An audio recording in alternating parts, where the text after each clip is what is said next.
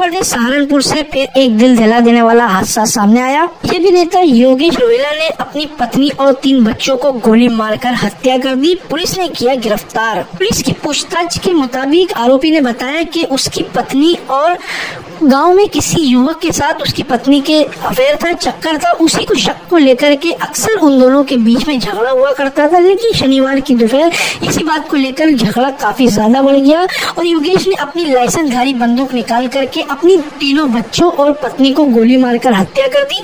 रहवासियों के बताए अनुसार अक्सर योगेश और उसकी पत्नी के बीच में इन्हीं शक को लेकर के झगड़े हुआ करते थे, लेकिन शनिवार की दोपहर ये झगड़े काफी ज्यादा बढ़ गए।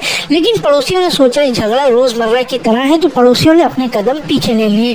जैसे ही एक साथ में 3 गोलियों चलने की आवाज आई तो पड़ोसियों ने योगेश के घर की तरफ कदम बढ़ाया और देखा योगेश के 3 बच्चे जमीन पे मृत पड़े हुए हैं। और पड़ोसियों ने जब कमरे में जाके देखा तो योगेश की पत्नी गंभीर रूप से घायल थी और उसी वक्त मौके पर पुलिस पहुंची। पुलिस ने शव को अपने कब्जे में लिया और योगेश की पत्नी को मेडिकल कॉलेज में भर्ती कर दिया। इसी हादसे के बीच योगेश के चचेरे भाई ने जब योगेश की पिस्तौल छीनने की कोशिश की तो योगेश ने उसके ऊपर बंदूक चला दी। गनीमत तो ये थी कि योगेश की पिस्तौल खाली हो चुकी थी। आरोपी योगेश को पुलिस ने मौका वारदात से गिरफ्तार कर लिया और पुलिस अभी छानबीन में लगी हुई है। मीडिया से बातचीत के दौरान वरिष्ठ पुलिस निरीक्षक ने क्या कहा, आइए दिखाते हैं इस वीडियो के माध्यम से। गंगो के अंतर्गत एक व्यक्ति योगेश रोहिला, इनके द्वारा फोन करके स्वयं सूचना दी गई कि इनके द्वारा अपनी पत्नी और 3 बच्चे, जिसमें कि 2 लड़के और एक बच्ची थी, उसको गोली मार दी गई। चारों लोगों को, मतलब पत्नी और 3 बच्चों को।